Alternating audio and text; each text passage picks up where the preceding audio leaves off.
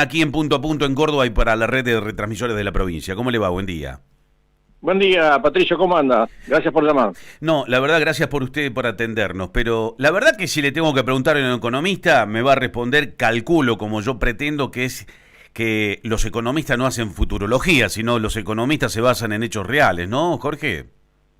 Bueno, sí, pero digamos, esta es una reforma con vista para siempre, que dijo el presidente, es para siempre, para cambiar para siempre la función del Banco Central, el funcionamiento del Estado, digamos, en el sentido de que se pone un grillete fiscal que se presume que va a durar para siempre, se libera el mercado de capitales y se desregula el mercado de seguros, que quiere decir que son reformas estructurales. Se espera que duren lo suficiente como para que rindan sus frutos, si no estaríamos hablando primero tienen que ser aprobadas por el Congreso, obviamente, ¿no? Recién hoy entra a diputados la reforma de la Carta Orgánica y ahí vemos. Ahora, va a ser duro, ¿eh? Desde ya le aseguro que no va a ser simple el Congreso.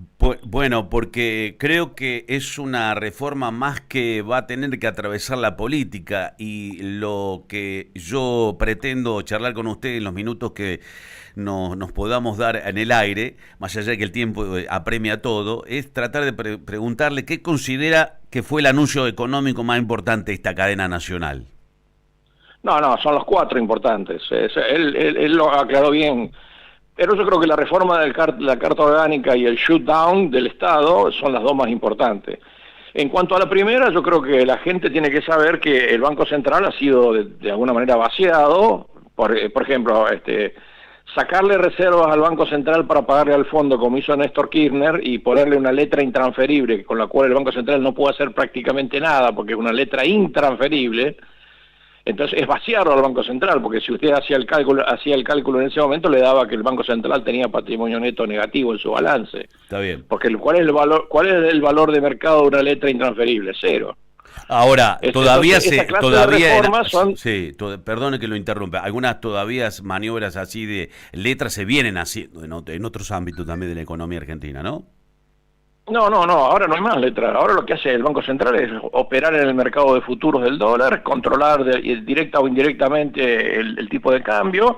Además fija la política cambiaria, o sea, hoy un exportador está obligado a liquidar sus reservas en el tiempo que le dice el Banco Central. Si usted exporta una tonelada de soja que vale $450 o $500, tiene que en 30 días tiene que poner la plata en el Banco Central. Bueno, pero entonces, en términos concretos, por ejemplo, Jorge, en términos de... ¿Hay una mayor independencia del Banco Central en esto que cambia? Sí, claro que sí, porque por supuesto que sí. Primero que tiene que satisfacer menos objetivos. En la carta de Marco del Pont había 5 objetivos que normalmente eran contradictorios entre sí, porque si usted tiene que preservar el valor del dinero y al mismo tiempo la equidad social, bueno, puede haber una fuerte contradicción entre ambos objetivos, ¿no? Además, ¿qué es la equidad social? Bueno, difícil de definir. Bien. Preservar el valor del dinero, ¿qué quiere decir? Que siempre valga lo mismo en términos de qué, de dólares, de oro, de una cesta de moneda, de un patrón monetario. Tiene que definirlo. Le pregunto primero, algo que segundo, le pregunta... Lo blinda porque para cambiar al presidente y el directorio hace falta 2/3 de la Cámara de Diputados y 2/3 de la Cámara de Senadores. Con lo cual se transforma en una política de Estado. Bien. Por ejemplo, el ejemplo más claro es ahora, actualmente. Trump tuvo que aguantarse durante 1 año y medio a Powell al frente del Banco Central estadounidense. Sí. Que no lo quería. Y tuvo que aguantárselo porque terminaba su mandato. Cuando terminó su mandato, Powell se fue y él puso el que él quería. Bueno, ahora para remover a un presidente del Banco Central y a su directorio hace falta 2/3 de los votos de ambas cámaras. Bueno, eso está claro porque le da como una legibilidad a lo que los argentinos no estamos acostumbrados. Ahora, la pregunta también, si yo tuviera que resumir esto, ¿no?, en cadena nacional, diría que marca un cambio estructural para la economía argentina, o que es el principal, una declaración de principios, por ejemplo, que usted me está contando. Ahora, sí, más que una declaración de principios, es un cambio estructural. Bien. La declaración de principio es relativa, porque usted puede decir, bueno, la inflación es siempre y en todo lugar un fenómeno monetario. Bueno, yo no estoy de acuerdo con eso. Para mí la inflación tiene varias causas. Bien. Usted puede tener una guerra, puede tener un shock externo, puede tener una pandemia, Bueno, y ahí en la pandemia te puede bajar obviamente la economía y tenés que tratar de ver cómo solventás emitiendo, claro, entonces si uno va a preservar el valor del dinero mientras tiene 10% de caída en el nivel de actividad económica y la gente se le muere, bueno, entonces ¿para qué quiere el Banco Central? Uh-huh.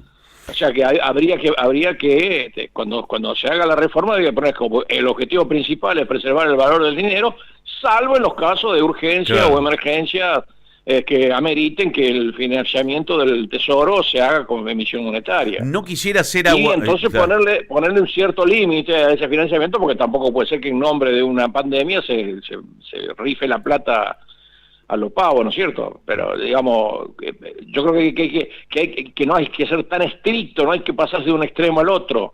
Hay que tener un cierto criterio, digamos, que hacer las salvedades del caso, ¿no? Lo mismo el shutdown, en Estados Unidos hubo shutdown y se dejó de pagar el sueldo, por ejemplo, en parques nacionales, en las bibliotecas públicas, etcétera, de los sueldos públicos, pero no se le dejó pagar el sueldo al secretario del Tesoro. Claro. Porque hubo un shutdown. Eso no, eso es una cosa exagerada. Ahí lo detengo y le pregunto, porque obviamente quienes nos pueden estar escuchando en materia de palabras que son a veces propiamente de las áreas de la economía, digo, ese shutdown es un parate de decir que gasto hasta donde tengo, hasta donde dice el régimen, digamos, o el organigrama. Y podría, por ejemplo, ese shutdown, si se decidiera hacer porque no tiene más plata el presupuesto, por ejemplo, no darle la coparticipación a una provincia. ¿Estoy en claro eso o no? No, la coparticipación se la tiene que dar porque es legal. Eso es un gasto... Pero no le daría a otros ingresos. Ley convenio. Sí. Pero no le daría las transferencias discrecionales, por ejemplo. Claro. Si ustedes ven... Si una provincia me pide plata para hacer una ruta, y bueno, no se la doy porque no tengo, porque le tengo que preguntar al Congreso, dígame, señor Congreso, ¿de dónde sacó la plata para financiar esta obra? Y si con eso no me resuelve el problema, bueno, se cancela la partida y no hay partida. Bien. O sea, son microcierres de partidas que van a medida que se... ¿Qué dijo el presidente? Cuando hay varios meses de déficit fiscal, supongamos, el Congreso me tiene que resolver el problema, me tiene que decir qué gasto bajo o qué impuesto subo. Si no lo hace, yo cuando se termina la partida, no gasto más de esa partida. No puedo ampliar discrecionalmente la partida porque no tengo quien me la financie. Está bien. ¿Me explico? Sí, se explica. Eso no quiere decir que no pueda colocar deuda. Puedo colocar deuda primero. Ajá. Pero, pero no estamos abiertos solamente con emisión monetaria. Claro, el Estado se financia también con deuda. Uh-huh. Pero el Banco Central, por ejemplo, en esta reforma no puede participar de las licitaciones primarias de colocación de deuda pública. Bien. Porque sería una emisión disimulada. Claro. ¿No? O sea, si el Estado mañana coloca un título nuevo, el AO30, supongamos, ¿no? Que hoy no existe. Y el Banco Central en la licitación primaria participa y compra, le está dando pesos al Tesoro y el Tesoro le está dando títulos al Banco Central. Eso no se podría más hacer. Pero sí se puede participar en operaciones de mercado abierto, porque el Banco Central tiene títulos públicos en este momento y algo tiene que hacer con eso. Porque ¿qué va a hacer? ¿Se va a sentar y los va a mirar como se extinguen? No tiene sentido. Otra cosa importante es eliminar las letras intransferibles. Uh-huh. O sea, cuando Néstor le pagó al fondo, por ejemplo, 9.000 millones de dólares, le sacó las reservas al Banco Central, se la mandó al fondo y le colocó una letra intransferible. O sea, una letra intransferible, ¿cuánto vale en el mercado? 0. Porque no es transferible. Uh-huh. Usted la pone en el balance y la evalúa de acuerdo al valor técnico que tiene la letra, pero si usted la quiere vender, ¿quién se la va a comprar? Si es intransferible. Claro, ahí entramos. Sí, claro, yo lo entiendo. Entonces, obviamente. Eliminar eso es muy importante. Lo mismo ponerle, digamos, que cuando el Banco Central tiene utilidades, por ejemplo, ahora subió el precio del oro. El oro valía $1.500 hace un tiempo, ahora vale $4.000 la onza Troy. Entonces, bueno, el Banco Central tendría que tener utilidades por las tenencias de oro. Claro. Si el Banco Central esas utilidades hace el balance, son utilidades líquidas y realizadas. Esa plata se la manda al Tesoro Nacional, que es el dueño del Banco Central, uh-huh, porque el patrimonio del Banco Central no es de él, el Banco Central es el agente financiero del Tesoro Nacional, pero el dueño del Banco Central es el Tesoro Nacional. Entonces, si yo tengo un aumento del precio del oro y esa plata que me sobra en el balance se la mando de regalo al gobierno, el gobierno va y la gasta tranquilamente con emisión monetaria, sí. Y después cuando baja el precio del oro, ¿qué hace el gobierno? ¿Me devuelve los pesos? No me los devuelve nada. Entonces he generado una emisión monetaria. Entonces, a eso hay que cortarlo. O sea, tengo que tener, cuando el Banco Central tiene una utilidad, que constituye una reserva técnica para que cuando tenga pérdidas usa las reservas técnicas. Ahora sí entiendo, claro. Ahora ¿Entiende? Sí, el balance general. O sea, hay cosas prácticas que son, lo que pasa es que claro, no es por una cadena nacional, es para una conferencia de prensa del ministro de Economía.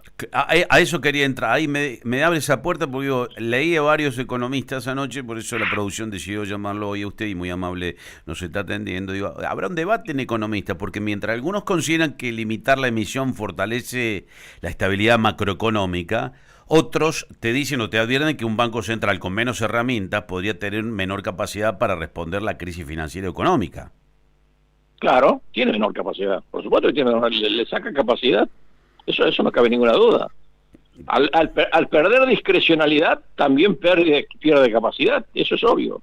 Queda restringido a cumplir su misión estricta, que es preservar el valor de la moneda. Y también pensando que pensando en potencial y no siendo economista y siendo periodista, digo, lo no tan bueno por ahí que uno puede pensar que en el discurso que por ahí orientado a cambios, por ejemplo, institucionales, no incluyó medidas concretas para problemas cotidianos como los salarios, la jubilación, el empleo, el costo de vida, que es un no se refería a eso, no, para nada, no.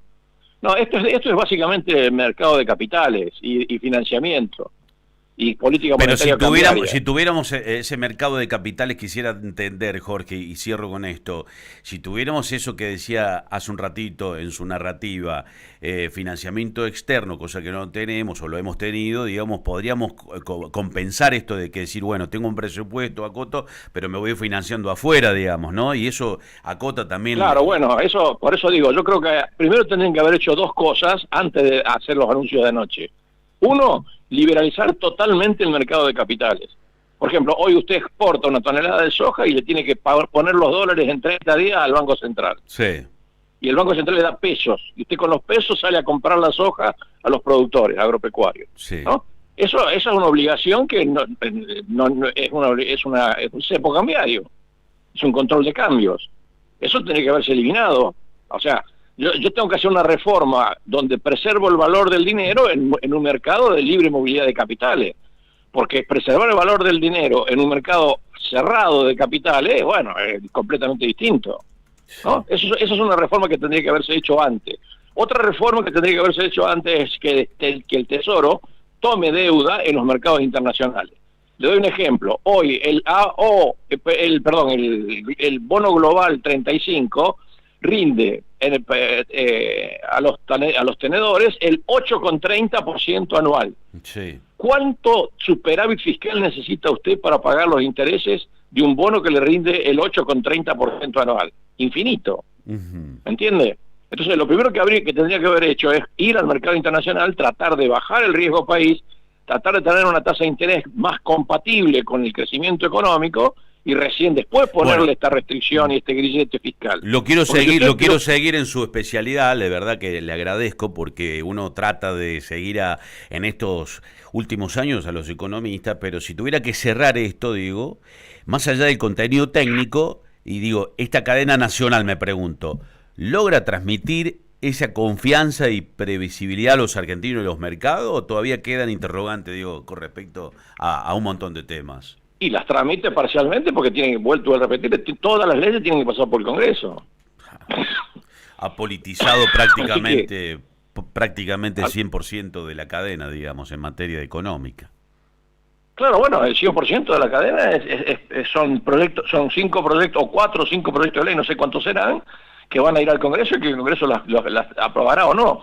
Y yo ya nomás le voy anticipando, no va a ser tan fácil hacer pasar estas leyes por el Congreso. El shutdown, hay provincias argentinas que dependen crucialmente del gasto público nacional. Claro, a eso lo quería preguntar también. Y obviamente esos legisladores de esas provincias, La Rioja, Catamarca, Formosa, etcétera, que dependen crucialmente del gasto público nacional, no van a tener ningún interés en aprobar esta reforma de Carta Orgánica y el shutdown, ni mucho menos.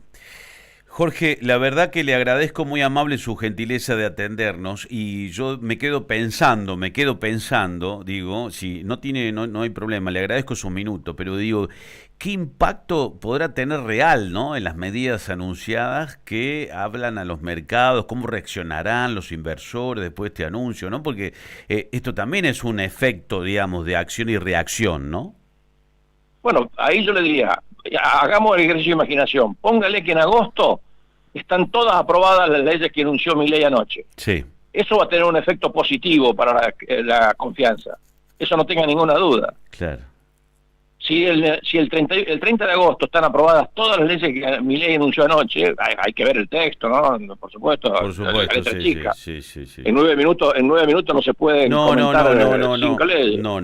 Pero digamos, pero si usted tiene el 10 de agosto o el 30 de agosto tiene aprobadas todas las leyes que Milei anunció anoche, va a tener un efecto confianza en la economía, no tenga ninguna duda. Jorge Ingaramo, le agradezco su gentileza y su amabilidad de poder habernos atendido y más o menos puesto en la mesa lo que es un resumen de lo que hemos podido ver ayer, porque calculo seguro que la ciudadanía argentina ha visto la cadena nacional, pero creo que en gran parte el tecnicismo o las palabras a veces difíciles no tenemos por qué saberlas, pero bueno, ha confundido bastante. Le agradezco mucho. Sí, yo creo que es complejo, hasta a mí me costó porque hay frasecitas, ¿no? Por ejemplo, cuando dice el Banco Central no podrá participar en las licitaciones primarias de títulos públicos, ¿no? Usted dice, bueno, es una frase de 10 palabras y es todo un contenido eso, porque claro, tiene unas consecuencias extraordinarias. Claro. Y él la nombró como tirándose un cohete, digamos, ¿no? O sea, no pasó ahí en el medio del balurdo y, bueno, tuve que escucharlo 3 veces el discurso para ver exactamente qué es lo que estaba tratando de decir. Bueno, la sinceridad de usted con lo que nos está compartiendo, imagínese de alguien que trata de interpretar un mensaje de lo que usted que dice que en una frase hay un contenido extraordinario de lo que significa un cambio, ¿no?